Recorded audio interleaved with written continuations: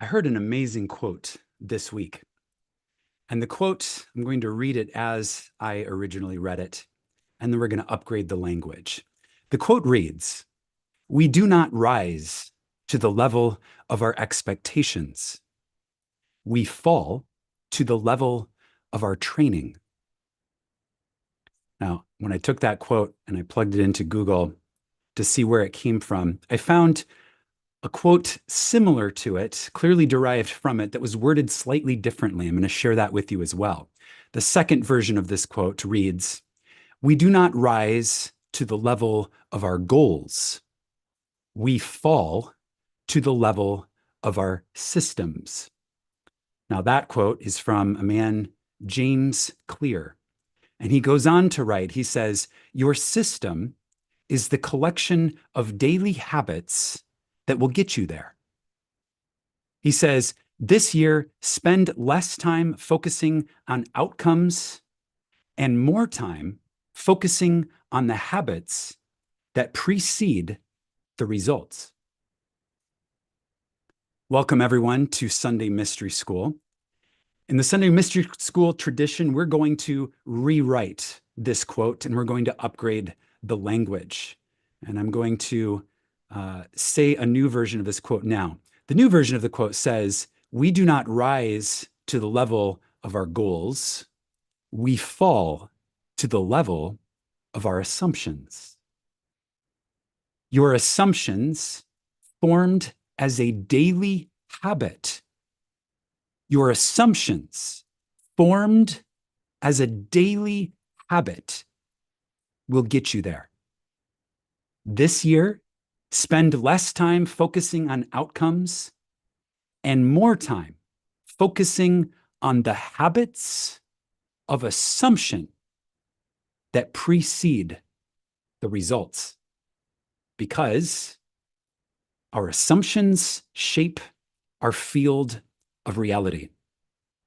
In today's Sunday Mystery School, we are continuing with Neville's original Masterclass. And today we are continuing our exploration of Lesson 2, which is titled, "Your Assumptions Harden into Fact." And in Lesson 2, we're really exploring this idea that reality is a plastic-like substance, a plastic-like, almost fluid-like substance that is shaped and molded through our assumptions. Now, why would our assumptions have the power to shape and mold our reality field? Well, this comes back to the fundamental premise that we are living in a consciousness-first model of reality, meaning that the universe is consciousness before it is matter.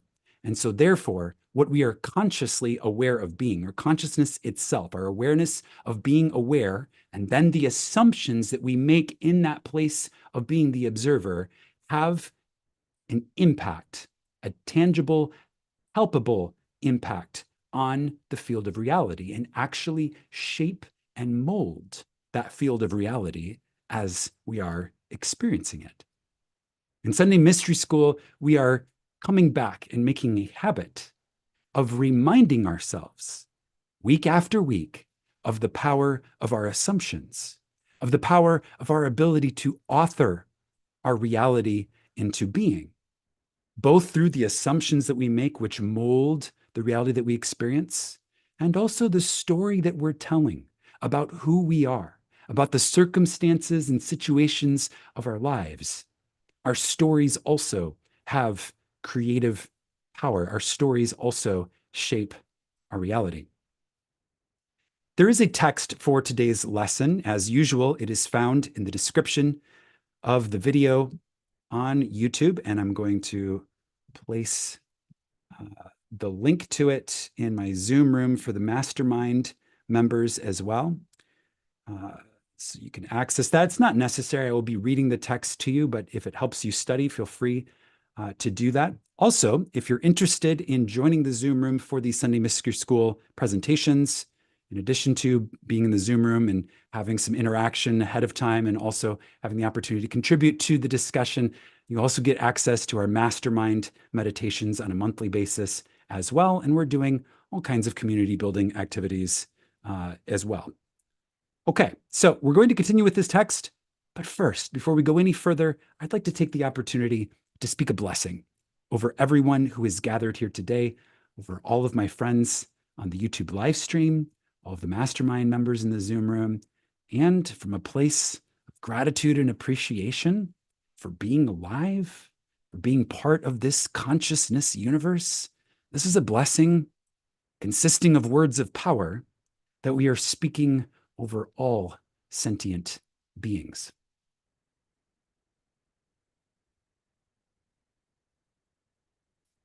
I turn now to go within, drawing my senses inward and to the center of my own being. I offer gratitude and appreciation in this moment for the perfection that is this present moment. In gratitude, we accept that we are, and we declare that we are wise souls, growing healthy, youthful minds. Thank you that we are feeling now the presence of life force energy, awakening, enlivening, and making whole our bodies in the physical dimension. Thank you that our relationships are now healed with love, compassion, and understanding. Thank you that we have humbly accepted our power and our responsibility to imagine wisely as sovereign co-creators and authors of this world, this reality field that we share. Thank you that we are inspired by life-expanding, consciousness-uplifting possibilities that are manifesting now. We honor the ancestors who have walked this path ahead of us. Thank you for the wisdom passed down from the ancients, woven into the fabric of reality all around us, in the spirit of liberating our hearts and our minds. And thank you that together we welcome the inheritance of our bright and beautiful future. And so it is.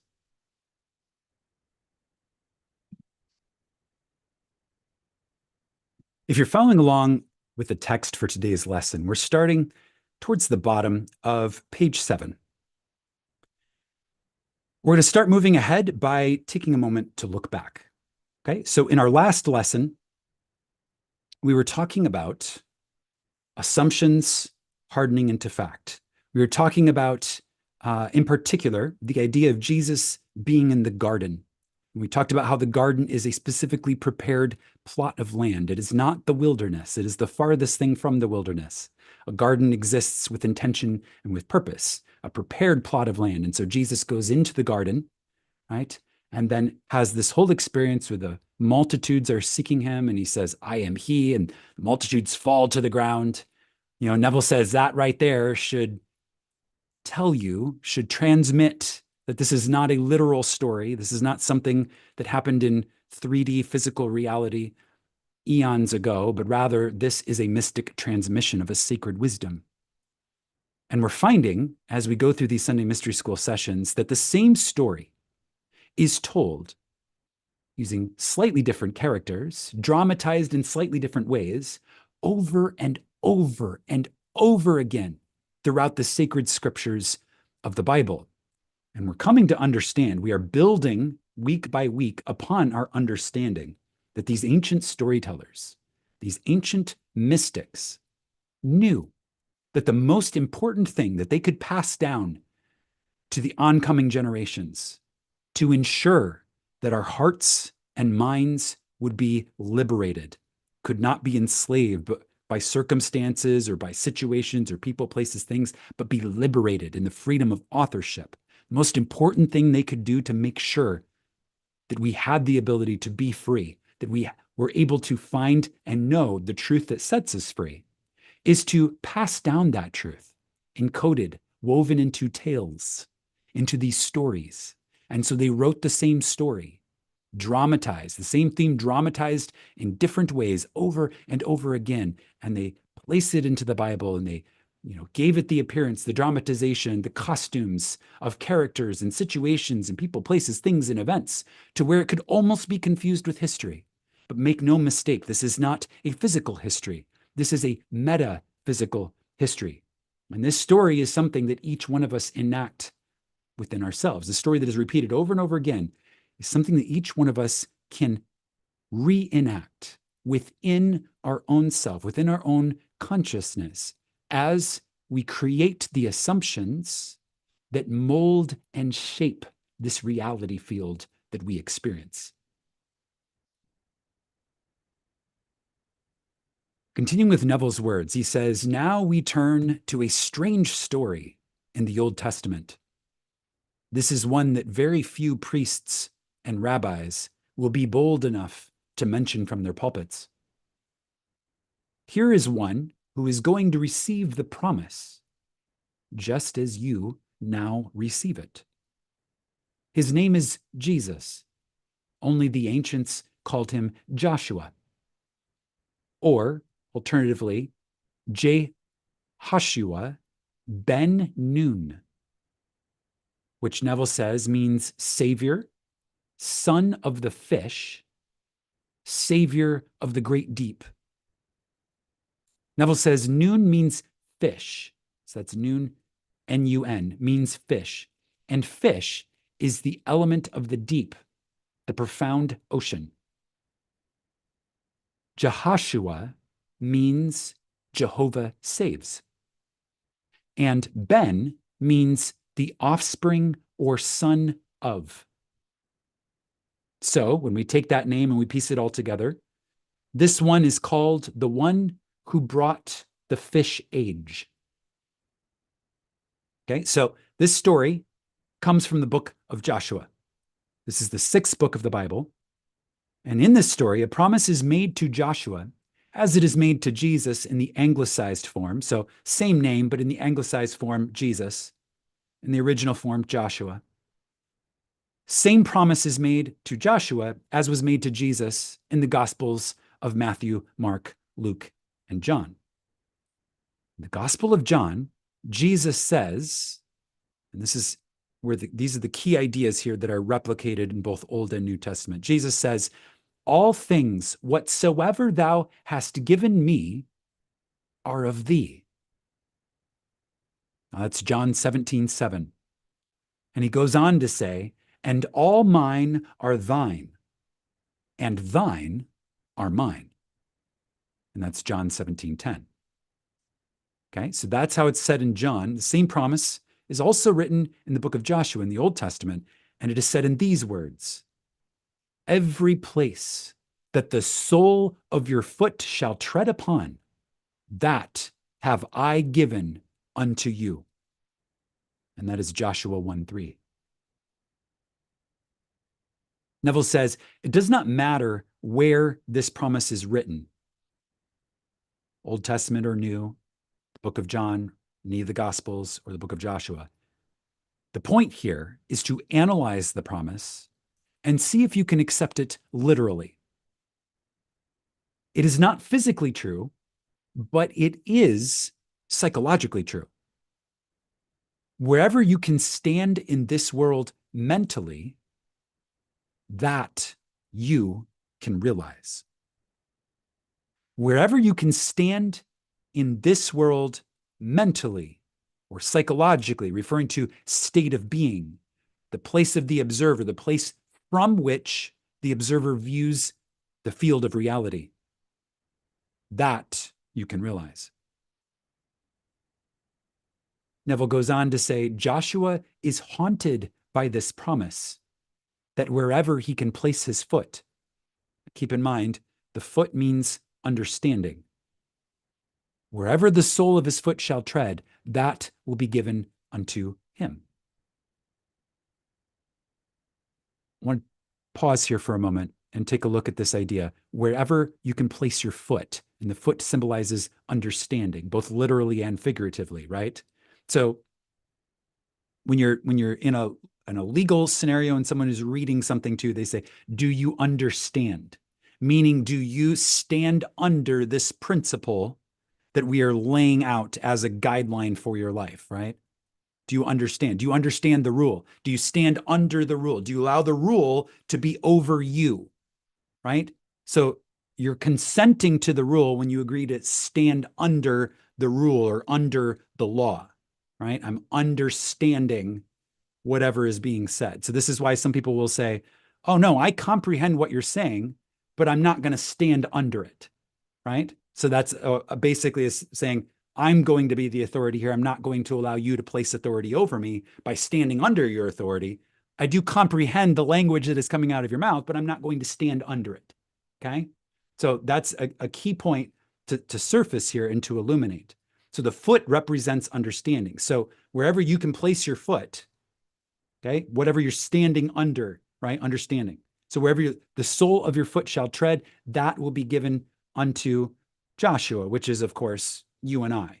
Okay, so Joshua is personification of the spirit of consciousness that is in each of us. Okay, so this is the promise that is given to us. Wherever we can place our foot, which is understanding, wherever the sole of our foot shall tread, that is given unto us.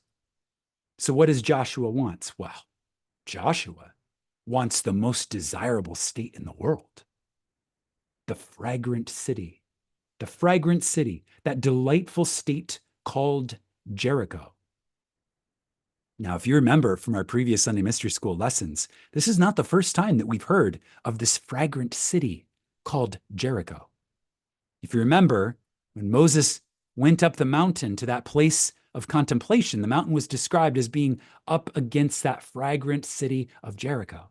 Okay, so Jericho is a mystic encoding of the feeling of the wish fulfilled or the state desired, whatever this possibility is that we are contemplating, that we desire to move into and embody.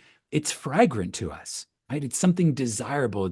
It's the most beautiful thing in the world. That's why we have a burning desire for it, right? It's something that's beautiful and precious to us. And that is the delightful state that the mystics called Jericho. So now we plunge right into the story. We have Joshua, and his burning desire is the delightful state of Jericho. But of course, Joshua finds himself outside of Jericho. And how does Jericho appear? A walled city. It is a walled city. You can't get in. The walls are seemingly impassable, just as the mountain, right, of Nebo in our previous lessons seemed impossible to climb, right? The desire, when you first become aware of the desire, if you are aware that you are separate from the desire, it can seem like something that is inachievable. It can seem like it's too far a reach, right, to become true. It can seem out of the realm of ordinary possibility. Okay, that's exactly how the mystics and these ancient storytellers presented these ideas. The unclimbable mountain, the walled city, right, with these huge, thick walls, that were seemingly impassable. Joshua finds himself on the outside, just as you and I initially find ourselves on the outside of our desired state. Neville says, you are functioning three-dimensionally. You cannot seem to reach into that fourth dimensional world where your present desire is already a concrete, objective reality. Now, we're going to talk about what he means when he says that fourth dimensional world in later lessons. We have a whole segment on what it means to think fourth dimensionally. But for right now, just understand that there is a reality in which this wall, the city, this fragrant city of Jericho, or this state, that you so desire, that your burning desire, there is a reality field within the field of all realities where that thing is already real for you. It's already physical. It's already a concrete, objective reality. There is a reality field in the field of all realities where that is already the case. And so to experience that, you leave the third dimension, which is the confines of your present reality, and you travel in the fourth dimension, to this other reality field where it is already a concrete, objective fact. Okay? But if you're Joshua in this moment, you can't seem to do that. Seems difficult to do that. Okay? You cannot seem to reach this concrete, objective reality that you desire because your current senses bar you from it. Your reasoning, your logic, your ordinary functioning in the world of Caesar way of looking at things tells you that this is impossible to achieve. Everything around you, all of the evidence of your senses, right? What you see, what you smell, taste, touch, hear, all of that is telling you that this is not true. Okay, because in your current reality field, it is not yet hardened into fact, hasn't yet taken physical, concrete, objective reality. So your senses are telling you this isn't true, and your senses seem insurmountable. Your senses are the walls of Jericho, keeping you out from that fragrant city. So what do? Well, it's the same story told over and over again. So if you're Isaac, you have two sons, your sensory son, Esau, your imagination, Jacob, you send Esau hunting, okay?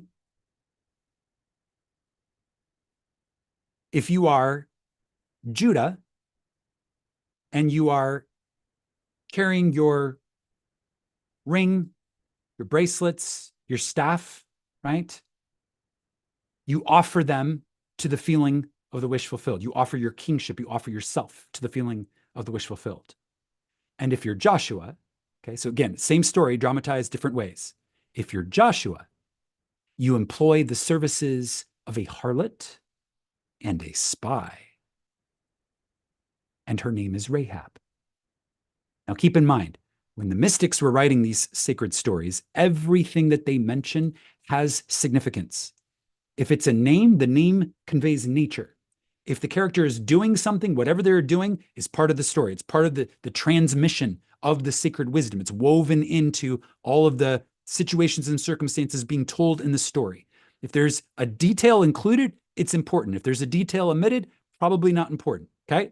So her name is Rahab, and the name means nature. So the word Rahab means, according to Neville, the spirit of the Father.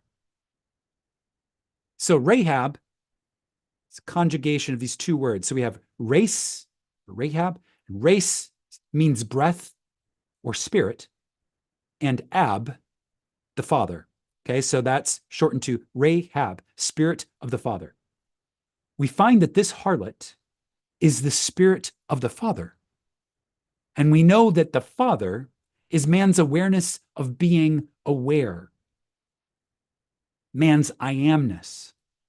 Our own consciousness is the Father. And this reminds us of that famous verse, I and my Father are one, but my Father is greater than I.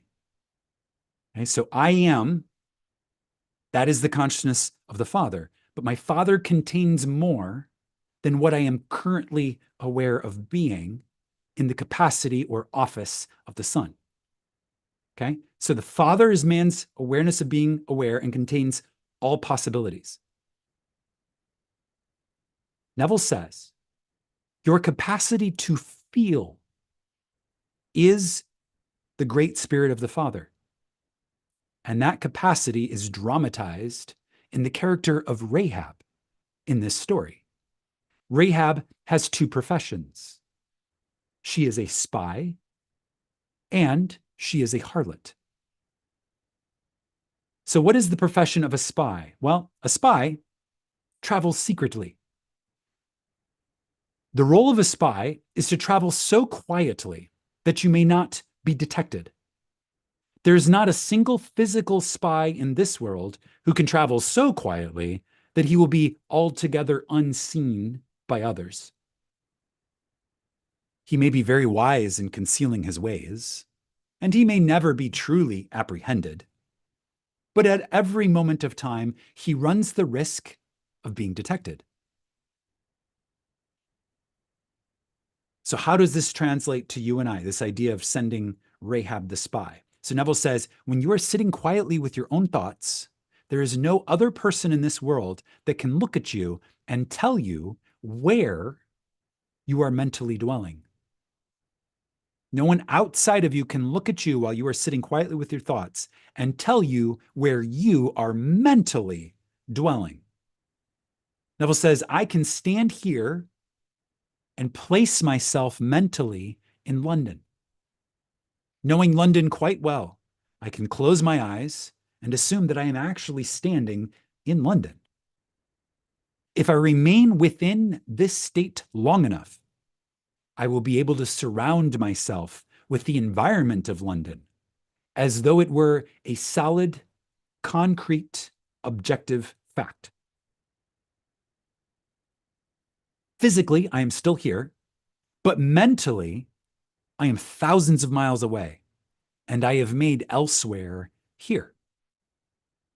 I do not go there physically as a spy. I mentally make elsewhere here, and I make then now. This is traveling in the fourth dimension, right? So you're traveling in your awareness to a place that is not where you are currently aware of being in the third dimension, and you are taking that place and you are becoming present to it now. So whatever then is becomes now. Wherever there is becomes here mentally in the realm of your imagination. You cannot see me dwelling there, so you think I have just gone to sleep. And I am still here in this world, this three-dimensional world that is now San Francisco. As far as I am physically concerned, yes, I am here. But no one can tell me where I am when I enter the moment of meditation. Okay, so that's the wisdom employed in this idea of being the spy. So you can travel secretly into the fragrant city of Jericho. But remember, Rahab has two professions. First is the spy. The next profession is that of a harlot. And the role of a harlot is to grant unto men what they ask of her without asking the man's right to ask. If she is an absolute harlot, as her name implies, meaning the Spirit of the Father, then she possesses all because the Spirit of the Father in each of us possesses all. So if she is truly, as her name implies, she possesses all, and she can grant all that man asks of her. She is there to serve and not to question a man's right to seek what he seeks of her. There's I think it's a Neville quote that comes to mind in this moment. This idea that the Father in me waits patiently upon my every whim, my every desire, whether the intention in me is good or evil. It doesn't say, oh, well, that's not really good for you. So even though you're imagining that, I'm going to just like not give that to you, right? That's not how the Father works. Like what we are imagining, that's what is fulfilled. Okay. Or on the other side, if something's, because that's a really beautiful desire, that one I will grant, right? Or when your desire is ostentatious, what right do you have to think of yourself in such a grand way? No, that's not what the Father does, right? So the Father possesses all and grants all that man asks of the Father without questioning man's right to ask. In the name of this mystic state, Rahab, name implies Rahab the harlot is here to serve, not to question your right to seek what you're seeking of the Spirit of the Father. So Neville decodes this further by saying, you have within you the capacity to appropriate a state without knowing the means that will be employed to realize that end. And you assume the feeling of the wish fulfilled. Assume, there's that word again, our assumptions. Remember, we do not rise to the level of our goals, we fall to the level of our assumptions. And so the whole point here is to make a daily habit of reviewing our assumptions and ensuring they are in alignment with the person that we desire to be. You assume the feeling of the wish fulfilled without having any of the talents or qualifications. Remember, the Spirit of the Father doesn't ask, what is your right to ask this of me? What are your qualifications? Do you have the appropriate talents or credentials for this to be true? We are in a consciousness model of reality. Consciousness is the only reality. We have the ability to appropriate any reality field without the field of all realities questioning our right to ask. When you appropriate the desired state in consciousness, you have employed the spy. And because you can embody that state within yourself by actually giving it to yourself. Remember, I, my Father, and one, my Father is greater than I. I can give to myself that which I seek. I can appropriate it for myself. So we have employed the spy because we've gone and found that state and appropriated it. And we are actually also the harlot because we are giving to ourselves that which we desire. The harlot satisfies the man who seeks her.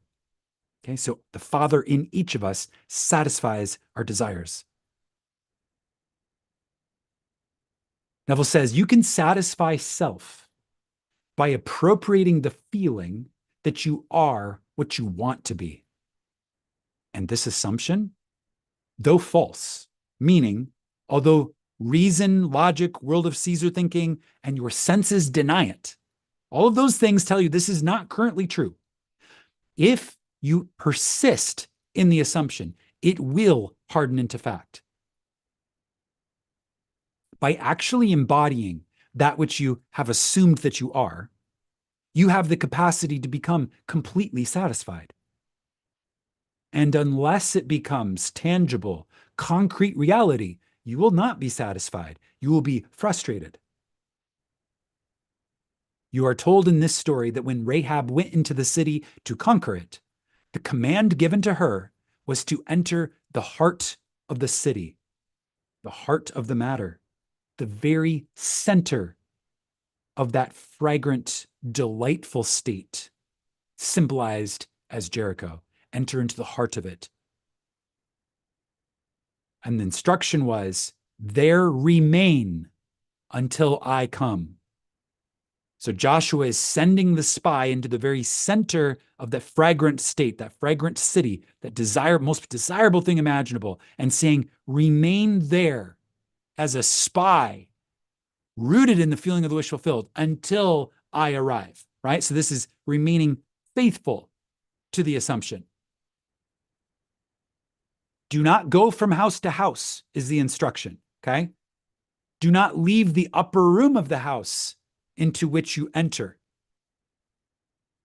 If you leave the house and there be blood upon your head, it is upon your head. But if you do not leave the house and there be blood, it shall be upon my head. Rahab goes into the house, rises to the upper floor, and there she remains while the walls crumble.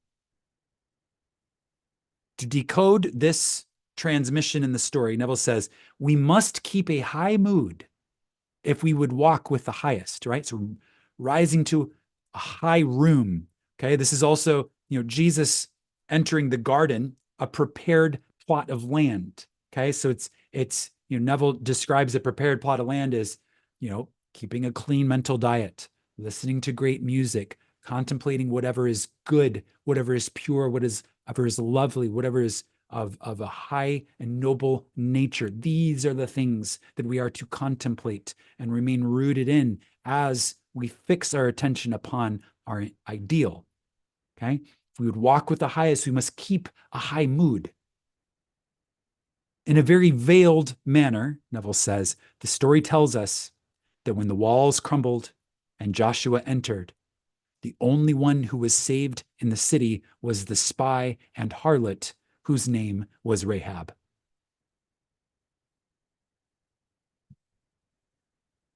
This story tells you what you can do in this world. This story tells you of the power your assumptions have to shape and mold the reality field that you are experiencing in the present moment. You will never lose the capacity to place yourself elsewhere and make it here. Why will you never lose this capacity? Because this is the nature of consciousness itself. Okay, this is written right into the source code of reality. Because you are aware of being aware, because you are sentient in that way, you have the capacity to place yourself elsewhere and make it here. You will never lose the ability to give unto yourself what you are bold enough to appropriate as true of self. He says this story has nothing to do with the woman who played that part. The woman was just an embodiment of this mystic wisdom, dramatized in the story, once again, to remind us of the truth that is always true, that sets us free. The explanation of the crumbling of the walls of Jericho is simple. You are told that Joshua blew upon the trumpet 7 times. And at the 7th blast, the walls crumbled, and he entered victoriously into the state, that delightful, fragrant city that he sought. 7, the number 7, represents a stillness, a rest, the Sabbath. 7 represents the state when man is completely unmoved in his conviction that the thing is.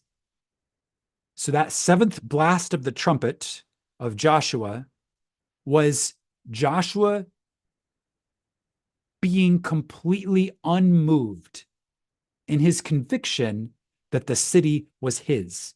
Right? Remember, he was haunted by this promise, wherever thy foot shall tread, that I have given unto you. Okay, so he becomes completely unshakable in his conviction that his foot is upon that city and it belongs to him. And that state of completion is represented as that 7th blast of the trumpet. Neville says, when I can assume the feeling of my wish fulfilled and go to sleep, literally fall asleep, unconcerned, undisturbed, at rest mentally, he says, this is keeping the Sabbath, which is also blowing the trumpet 7 times. And when I reach that point, the walls crumble. Whatever seemed to be separating, whatever circumstances, situations, the logic, rules, laws, like whatever the seemingly unmovable or unbreakable source of separation, whatever is keeping you seemingly apart from your feeling of the wish fulfilled, crumbles in that moment. And the city is yours. He says, circumstances alter. They remold themselves in harmony with your assumption. And as these walls crumble, I resurrect that which I have appropriated within. The walls, whatever seeming obstacles, whatever seeming problems, they crumble of their own weight if and when I can reach the point of stillness within me. The man who can fix within his own mind's eye an idea, even though all the world would deny it, if he remains faithful to that idea, he will see it manifested.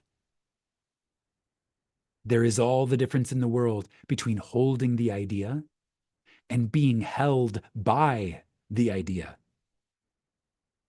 Become so dominated by an idea that it haunts the mind as though you are it.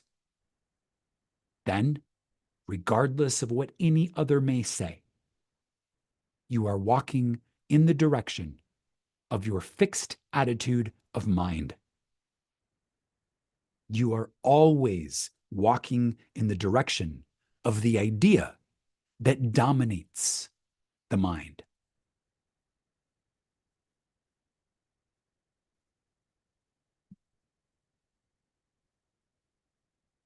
In the introduction to today's presentation, I read a quote from James Clear. We do not rise to the level of our goals, we fall to the level of our systems. And we upgraded the language to say we do not rise to the level of our goals, we fall to the level of our assumptions. And of course, insinuated in this rewording is that when our assumptions equal our goals, we are falling into our goals, right? Standing upon them, standing upon that fragrant city, that state that we so desire with our burning desire. And remember, we also upgraded the second part of this quote, and we said, our assumptions formed as a daily habit will get us there.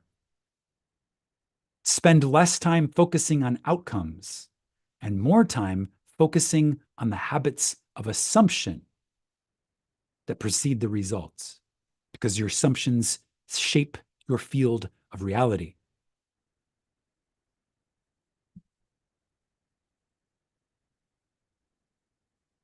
As we told you in the last lesson, Neville says, you have but one gift to give that is truly yours, and that is yourself. There is no other gift. You must press it out of yourself by an appropriation. It is there within you now, for creation is finished. There is nothing to be that is not already now. There is nothing to be created, for all things are already yours. Creation is finished. All things are already finished. Although man may not be able to stand physically upon a state in the moment, right? In the 3D, you can always stand mentally upon any desired state. That is your freedom as an author. That is you authoring your freedom. Remember, this is the key that unlocks all doors. No jail cell can contain you when you know this secret. You can always stand mentally upon any desired state. By standing mentally, I mean that you can now, this very moment, to close your eyes and visualize any place other than your present one and assume that you are actually there. Assume, there's that word again. Assume that you are actually there. You can feel this other place to be so real that upon opening your eyes, you are amazed to find that you are not actually physically there. Okay, so we talk about this as travel has occurred. This is how you know you have done it correctly. When you get so lost in contemplation of the feeling of the wish fulfilled that when you finally come back, right, and Esau returns from hunting and you open your eyes and you're surrounded by this 3D reality again, something has changed. You're like, I traveled. I actually went there. I moved. And it's actually a bit of a shock to find yourself back here when you reopen your eyes after this contemplation. Neville says, this mental journey into the desired state, with its subsequent feeling of reality, is all that is necessary to bring about its fulfillment. It's all you have to do. You're given one task of authorship, to travel mentally into the feeling of the wish fulfilled and hold it until the trumpet blows 7 times and we reach that feeling of complete rest. Your dimensionally greater self has ways that the lesser 3-dimensional you know not of, because I and my Father are one. Dimensionally greater self has all the ways, but my Father is greater than I. It knows more than I know in my local capacity or office of the Son of the Most High. Neville says, furthermore, to the greater you, all means are good, which promote the fulfillment of your assumption. Remain in the mental state defined as your objective until it has the feeling of reality. And all the forces of heaven and earth will rush to aid its embodiment. Your greater self will influence the actions and words of all who can be used to aid the production of your fixed mental attitude. Your fixed, I'm going to read that sentence again and we're going to decode it. Your greater self will influence the actions and words of all who can be used to aid the production of your fixed mental attitude. Okay, so your fixed mental attitude writes the play. Okay, the theme. Your greater self, the Father in you, writes the script of exactly what each character will say and do to produce the theme and dramatize the theme of the play, which is your fixed mental attitude. And of course, this is a callback to Neville's The Four Mighty Ones, where he describes the four people that are most important to the production of the play and what each of those roles are and how each one of them is contained within each of us. Okay. So we have homework. And the homework, of course, is to create your assumptions, knowing that your assumptions mold and shape the reality field in which you are living. So you create your assumptions with intention. Okay. So you create that. What is that state? What is that desire? The feeling of the wish fulfilled. And then what are the assumptions that are initially false, but if dwelled upon, right? Wherever sole of your foot shall tread, that I have given unto you. So you begin to walk, right? Upon those assumptions, begin to walk as though you were now what you desire to be. After you send that spy into the state to see what it feels like, right? And then to find that place of rest, dramatized in the Bible as the Sabbath.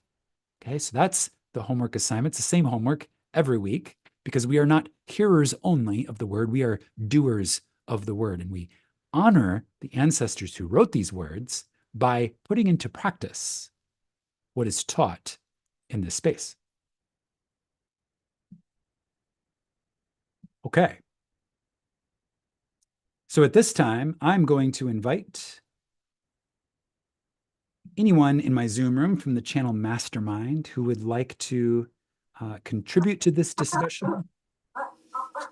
You may do so now. Hi, Josiah, again. So is there any, okay, quiet, please. Sorry. Okay. Is there any significance to the number 7 as far as like, why was it the number 7? That's a fantastic question. So synchronistically, I was reading a book this week that was going through, it's called How to Construct the Universe. And it's talking about the archetypes and mathematical shapes that create reality. And I was reading about the number 7 and how it stands apart from all other numbers mathematically. It is distinct and it is a bit of a phenomenon, a bit of a mystery, because it's one of the only numbers that does not conform to certain rules of mathematics that all other numbers seemingly conform to. Okay. About the best layman interpretation of what I read I can give you because it was very in depth what I read. But what I would say is that there is a metaphysical significance to 7. 7, on the 7th day he rested, right? It's like the ancients who wrote these stories understood that significance and dramatized it as being significant on purpose. Yes, there is more of a revelation than what Neville has revealed, other than it being just the Sabbath, and even more than what I'm revealing about it being, having mathematical significance. I don't know what else it is, though. That's something that we'd have to look into further. Yeah. Okay. Thank you. Great question. Jamie, you're next. Go ahead. That is so funny because I was debating, commenting on the 7, because the 7, for me, it represents the 7 chakras. Yes. And the 7 blasts represent the rise of the Kundalini consciousness through the chakra system. And as it reaches the 7th, you are fully awake. So the walls of Jericho have fallen. Yes. And so that was, to me, the significance of that. So it's so funny that Orlana asked the question about the 7, but yeah, that's my offering. Fantastic. Thank you for that contribution, Jamie. Yes. So this is what I love about these stories. I mean, it's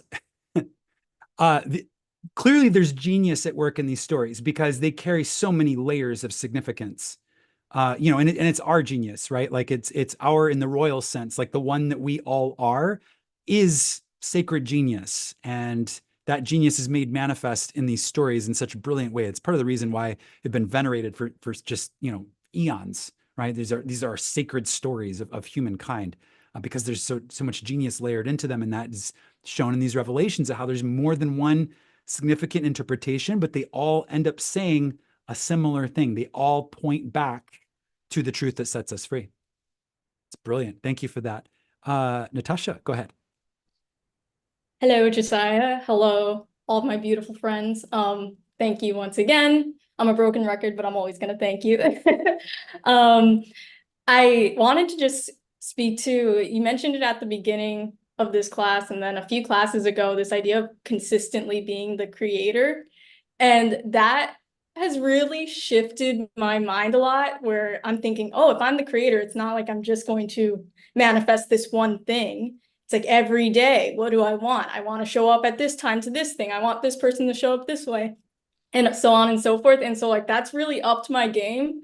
And yeah, just wanted to thank you for that. And it's a powerful practice. That's brilliant. Yes.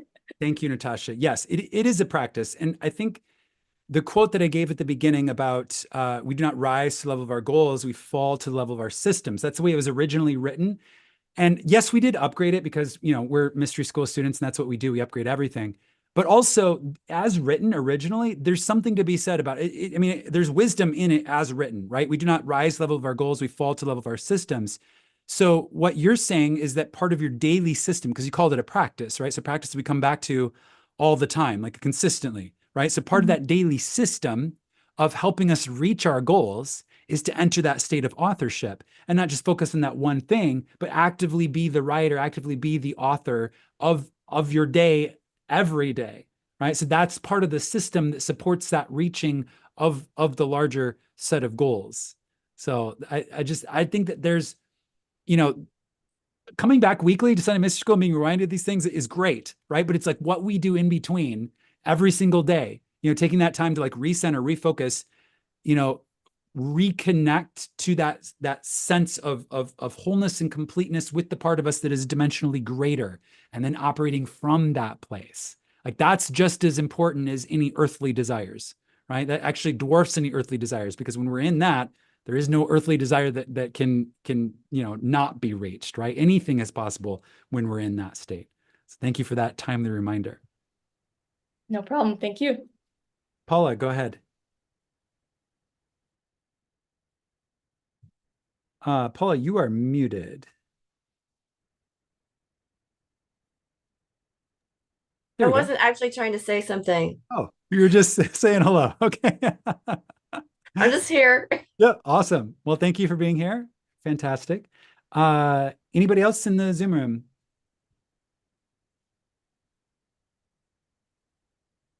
Any other comments here, contributions? Is everybody ready for their homework? Yeah. Okay, great. I think that's probably all from the Zoom room then. Okay, so reminder of the homework. It is so important. This is why Neville took time out of his busy daily life and sat people down to give them a masterclass. It wasn't just to give them, fun ideas, to have epiphanies about. It was to encourage them to actually do it. And of course, in the live, if we were sitting, all of us, our YouTube family or mastermind family, if we're all sitting in a conference room right now and having these conversations face to face, we would close these sessions with silence, just like Neville did, where each of us would have the opportunity to travel while we're feeling so inspired by these words, by this sacred ancient wisdom. But because we're in a live stream scenario, the impetus is on you to go and make this real, to be the practicer, to be the doer of the word, and to make it real in your own lives. And I look forward to hearing more from all of you about what you are doing, how you are applying this wisdom and the magic and brilliance that is manifesting in your reality field as a result. So that's all for today's Sunday Mystery School. We will see you again next week. And until then, as always, my friends, there's two things to do. The first is do your homework and imagine wisely, my friends. And I will see you all in the next.